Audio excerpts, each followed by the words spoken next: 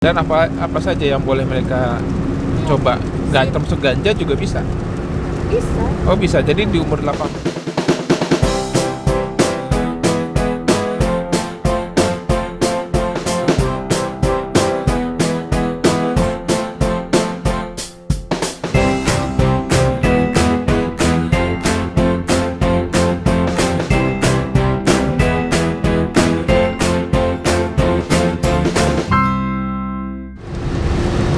Halo guys, bertemu lagi dengan saya Abi Rumi di Army Vlog, dan kali ini kita dalam perjalanan pulang menuju Groningen bersama Bu Denung.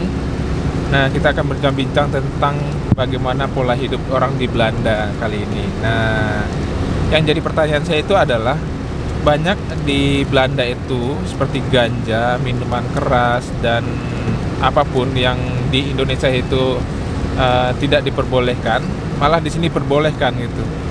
Dan saya nggak tahu jawabannya. Nah, kebetulan ada Bude di sini. Kita mau bincang-bincang tentang ini. Nah, Bude, kan di Belanda itu banyak orang yang jual ganja. Ada yang tempat prostitusi juga dibuka secara legal gitu kan, diperbolehkan. Banyaklah hal-hal yang itu tabu buat kita di Indonesia. Tapi di sini itu diperbolehkan semua. Itu bagaimana itu dasarnya, Bude? Apa Bude informasinya tahu? Oh ya, yang setahu saya menurut pengalaman Ya. dan melihat dari berita-berita dulu, Ya. ketika semua tidak diperbolehkan, itu malah banyak terjadi kriminalitas selintat-selintut, nek wong Jawa bilangnya gitu. Ya. Sembunyi-sembunyi. Akhirnya karena sembunyi-sembunyi itu ya namanya manusia ya, nafsunya besar, Ya. lebih banyak permintaan. Nah, lebih banyak permintaan, terus akhirnya banyak kriminalitas. Akhirnya dibikin peraturan Ya. yang juga agak sedikit jelas dan tidak jelas, seperti Ya.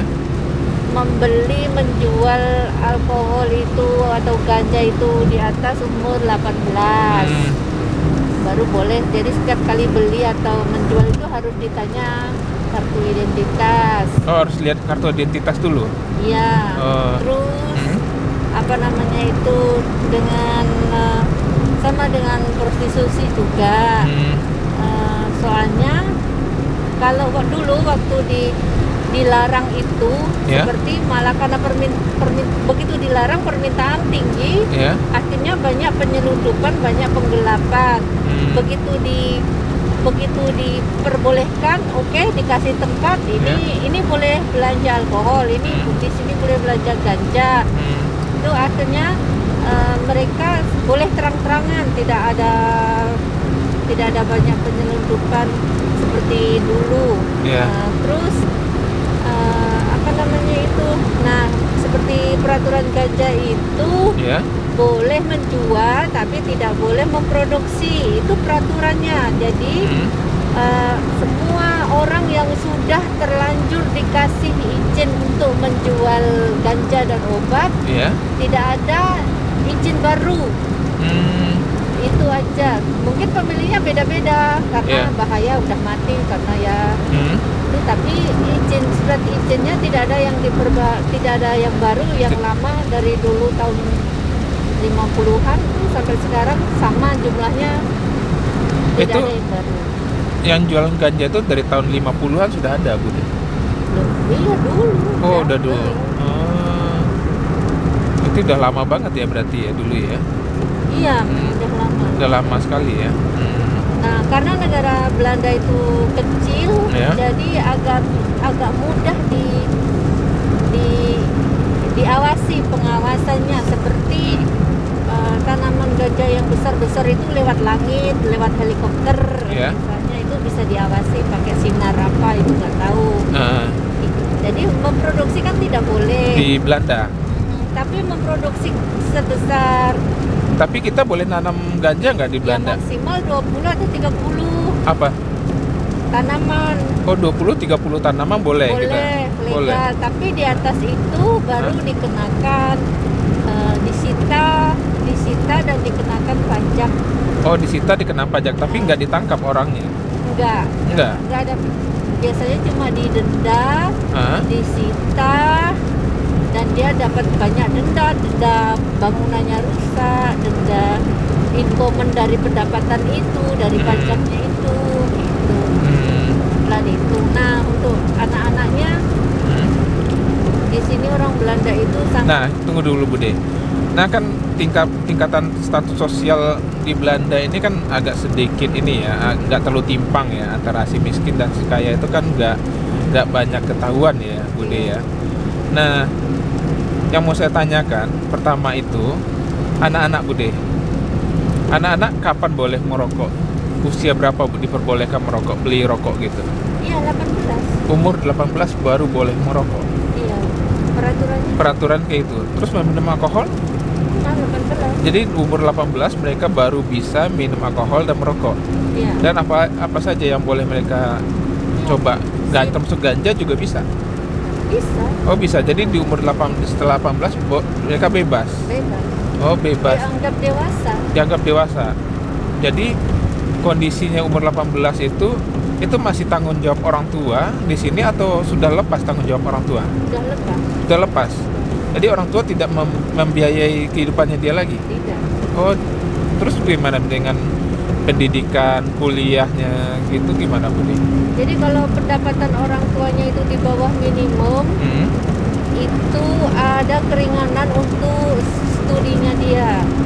Tapi kalau masuk universitas, harus meminjam dari Departemen Pendidikan dari Duo.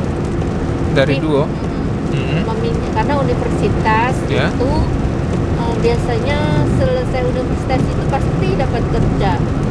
Kalau nggak dapat kerja, pokoknya tidak boleh nganggur sama pemerintah. Tapi sudah langsung diberikan pekerjaan sama pemerintah? Nggak membayar hutang pendidikannya untuk biaya studi itu. Iya. Kan dikasih pinjaman, ya benar. Dikembalikannya jika sudah bekerja. Karena dianggap orang yang lulusan universitas pasti punya kerja. Itu jaminan dari pemerintah sini. Pasti punya kerja. Jadi mereka lebih diutamakan dapat mendapatkan pekerjaan gitu. Iya. Oh, jadi dipermudah sama pemerintah ya. Iya. Itu masuk ke instansi pemerintah atau gimana biasanya, Bude? Enggak, itu dari peraturan dari Departemen Tenaga Kerjanya, bahwa jika kalian lulus dari universitas, kalian pasti akan tidak boleh nganggur. Oh, tidak boleh nganggur, harus kerja. Iya. Tapi kalau dia lagi proses tamat kuliah itu kan kita nyari kerja kan, Bude? Iya, nanti kan nggak selalu bisa dapat kerja, langsung dapat kerja. Iya, nggak selalu dapat kerja. Seperti masa-masa sulit begini banyak yang nganggur. Iya. Tapi biasanya sebelum lulus itu mereka disuruh setahun magang. Setahun magang dulu? Iya, biasanya di tempat magang itulah mereka diterima. Oh, gitu. Jadi ya, misalnya magangnya di kantor pajak, gitu ya. Biasanya dia di situ dia. Oh, jadi udah dipersiapkan nih tempat-tempat mereka yang nantinya. Iya, semua perusahaan dan pemerintah di sini tuh berkomunikasi dengan sekolah-sekolah, siapa aja yang top 10 itu udah dijamin kerjaannya. Top 10 orang yang top 10. Ya, yang nilai-nilainya bagus itu udah silahkan kerja di tempat saya. Itu udah dicari, malah departemen itu yang mencari anak-anak sekolahan. Seperti perusahaan besar gitu. Karena dari situ mereka bekerja dengan gaji sedikit, tapi nanti ada pendidikan lagi gratis dari perusahaan. Terus dapat ijazah lagi. Jadi bisa naik karir. Tapi biasanya mereka jadinya tidak loyal. Kalau udah dapat diploma banyak, kursus-kursus dari perusahaan itu, mereka nyari kerjaan yang lain yang lebih tinggi gajinya, sedikit yang mau loyal, maksudnya yang mau setia. Iya. Berarti kalau pemerintah sudah selesai pembayaran tunggakan tadi, pinjaman tadi sudah selesai, mereka bisa lepas dari situ. Iya. Bisa ya. Oke. Nah, tadi kan kita bicara tentang drug tentang narkoba, tentang alkohol, tentang yang gitu-gituan lah ya Bude ya. Nah, cara mendidik anak, kita bicara tentang mendidik anak, pola mendidik anak di Belanda nih Bude. Gimana sih caranya dari kecil itu sampai dia dewasa umur 18 itu bagaimana biasanya di sini Bude? Ya, ini beda dengan orang Muslim ya. Kalau orang Belandanya rata-rata di kabinet itu diperbincangkan misalnya jam kerja orang tua dan jam sekolah anak-anak. Misalnya jam kerja orang tua itu sesudah jam anak-anak nganter udah di sekolah. Jadi biasanya anak-anak itu dari umur 2 tahun sekolah, udah boleh sekolah itu umur 2 tahun. Di sini umur 2 tahun udah sekolah ya. Oke. Nah itu kan misalnya bangunnya jam setengah 8. Setengah 8 nanti orang tuanya kan harus kerja jam 9. Mereka nganter anak-anaknya jam 8 lewat 15. Jadi ada 45 menit itu waktu dimana anak-anak harus siap sekolah dan orang tua siap kerja. Dengan inklusif sarapan, bikin makan siang, bekal orang tua dan anak, udah gitu. Terus di sekolah dari umur 2 tahun itu diajari tentang sopan, disiplin, dengerin, antri, buang sampah. Itu tahun umur 2 tahun? Iya, kalau ke WC harus permisi, ngapain aja permisi, ngomong apa itu semua. Itu dari 2 tahun sampai 4 tahun. Itu masih gurunya masih ganti popok karena kalau ada apa-apa di badannya anak itu sekolah bisa datang ke rumah. Itu salah satunya. Kalau udah umur 4 tahun anak udah bisa bilang kan, aku dipukul, aku di ini kan bisa bilang kan. Tapi kalau 2 sampai 4 kan udah bisa. Jadi waktu gurunya itu ganti popok, dia bisa mengamati anak ini bagus apa enggak itu. Terus umur 4 tahun sampai 12 tahun itu sama di SD itu. Jadi anak-anak itu sama setengah 8 bangun, nyiapin untuk sekolah, terus dari sekolah nanti bisa main sebentar. Terus jam 6 itu makan, jam 6 makan, sama jam 8 tuh udah masuk kamar tidur, udah mapan. Terus itu dan rutinitasnya sama. Rutinitas sampai tua. Sampai tuanya sama di sini. Sampai kalau udah tua, kita udah tua, ada perawat datang jam 7 mandiin. Jam 9, jam 8 sarapan. Jam 9 rumah dibersihkan. Jam 12 makan siang, jam 4 makan minum teh, jam 6 makan malam, jam 8 tidur. Sama itu. Rutinitasnya itu dan kayak gitu ya. Nah, kalau cara mendidik anak Bude, mendidik anak yang dari di rumah itu kan kebanyakan orang-orang sini itu lebih mandiri ya Bude dengan anaknya ya. Dibikin anaknya semandiri mungkin ya, jadi nggak selalu tergantung sama orang tua gitu ya. Kalau di Indonesia kan anak-anak lebih cenderung manja gitu kan, lebih dekat dengan orang tua gitu ya. Kalau di sini itu kan anak-anaknya lebih ini ya, lebih apa ya, semacam lebih mandiri ya. Kalau saya bilang itu lebih mandiri ya. Iya, memang karena mereka itu di sini kan bukan, mereka nggak bisa minta tolong tetangga seenaknya aja kayak di Indonesia atau bayar orang mahal, minta tolong orang-orang pada sibuk semua. Jadi kalau bisa ya kalau dikerjakan sendiri bisa kerjakan sendiri. Tapi nanti kalau ada masalah baru ditolong pasti ada bantuan juga dari pemerintah. Jadi dan pemerintah itu sebelum membantu pasti ditanyain dulu benar-benar perlu bantuan apa tidak. Kalau perlu bantuan ya perlu dikasih. Jadi memang kehidupan di Indonesia itu beda dengan kehidupan di sini. Di sini itu semua serba sendiri, tidak dekat dengan tetangga, keluarga, semuanya pada sibuk. Oke. Nah, sekarang saya nanya nih Bude. Kan tadi anak dari kecil tuh udah Bude sampaikan pola pendidikannya dan cara ngasuhnya sampai umur 18 tahun. Dan umur 18 tahun mereka bisa bebas ya. Iya. Mereka menentukan sikap, menentukan pilihan mereka sendiri. Nah, kondisi 18 tahun itu apakah masih stay tetap di rumah orang tua, biasanya orang Belanda itu, atau keluar dari rumah orang tua biasanya Budi, atau gimana? Nah itu masing-masing karena biasanya kalau cocok dengan orang tua masih di rumah orang tua. Tapi Cocok, kalau ada juga cocok dan nggak cocok gitu ya? iya karena misalnya dia misalnya anak itu ingin punya pacar Oh gitu. atau punya Umur 18 punya pacar, maksudnya punya pacarnya gimana Budi? ya ketemu teman di SMP, biasanya dari SD sampai SMP itu kan ganti teman. Ya. Dan itu di SMP itu pada nyoba-nyoba ini pacaran, minum, merokok. Otomatis orang tua dia mengawasi. Ya. Misalnya keterlaluan di itu. Tapi kalau misalnya anaknya itu baik, ya dia nurut. Boleh, tapi jangan banyak-banyak misalnya atau dilarang sama sekali. Yeah. Dan anaknya nurut. Tapi kalau anaknya yang bandel, loh, ini nggak boleh, merasa lebih negatif dari orang, terus dia mau bebas. Karena di sini orang itu kayak bebas gitu loh, maksudnya. Nah itu mereka lebih suka rumah sendiri. Dan umur 18 itu mereka boleh pacaran, itu berhubungan badan itu boleh. Boleh, umur 12 tuh tanpa kita keluar dari aturan agama ya, kita nggak ada agama di ini ya Budi ya.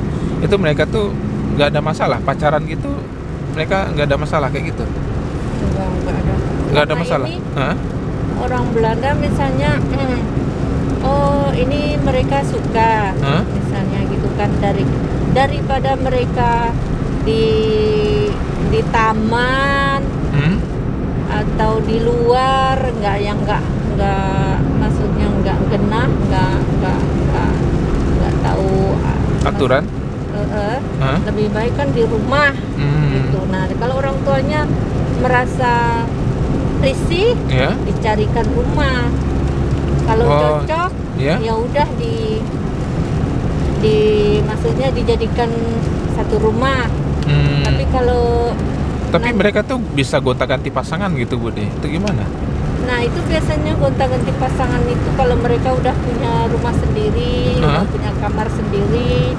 Karena setiap pergaulan pasti mereka nanti ikut klub olahraga, ketemu yang lain, ikut jalan-jalan kemana, ketemu sama orang lain. Tapi itu bebas di sini, nggak ada masalah. Nggak ada masalah. Nggak ada masalah. Oh.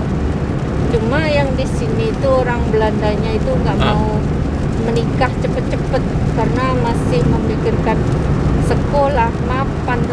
Oh, tetapi mereka bebas saja. Tidak ada masalah, misalnya mereka berhubungan badan atau apa gitu, tidak ada masalah. Tidak ada. Ya selama ini setiap kali mereka ke kafe, mabok, begitu seneng ya langsung diajak pulang. Kalau mau ya mau, kalau enggak ya enggak. Biasanya apalagi sekarang sekolah itu banyak kan, seperti di Groningen itu banyak UMC, banyak sekolah yang kedokteran, medis. Berarti kan mereka harus merantau, orang tua nggak bisa memantau. Tapi kalau anak yang baik, mereka nggak akan melakukan kayak gitu ya. Dulu dengan orang tua, terus meskipun udah satu rumah atau apa, tapi ada masa-masa kenalan, terus lebih dekat, kenalan dengan teman-teman, dengan itu, terus akhirnya mereka cocok. Oh gitu. Sampai menikah. Ada lagi juga teman misalnya dari SD udah seneng sampai kuliah tetap seneng, akhirnya nikah. Nikahnya udah tua pun juga ada. Oh gitu. Jadi tapi untuk menjadi terikat dari awal, kalau udah seneng nikah, ayo kalian silahkan tuh. Oh, jadi yang jarang mau. Tetapi nggak ada yang secara ini ya Budi, mereka itu secara di bawah tangan aja jadi gitu. Iya nih. Oh. Iya. Jadi nggak harus menikah secara resmi dengan surat-surat gitu dengan pemerintah gitu, nggak ada, nggak perlu. Nggak perlu ya. Itu kalau misalnya tentang rumah, anak itu baru diurus. Tapi selama mereka Tapi- masih sendiri-sendiri ya tergantung. Tapi kalau perjanjian dia mereka. waktu sama saat pacaran itu, berarti kan di sini itu dia bisa punya anak diakui pemerintah. Diakui pemerintah asal waktu istrinya mengandung, yang perempuan itu mengandung, nanti ada ayah yang mengakui bahwa itu anak saya. Oh, oke. Jadi sang istri, sang yang perempuan boleh bilang, aku nggak mau kamu mengakui ini anakmu, pokoknya ini anakku. Oke. Itu juga itu hak istri, itu hak wanita. Oke. Nah, teman-teman, kita sudah bicara tentang bagaimana pola hidup di Belanda. Sekian dulu ya informasinya, karena kita kondisinya cuaca gelap dan hujan. Jangan lupa like, subscribe video ini, dan nonton the next video. See you the next video. Bye bye.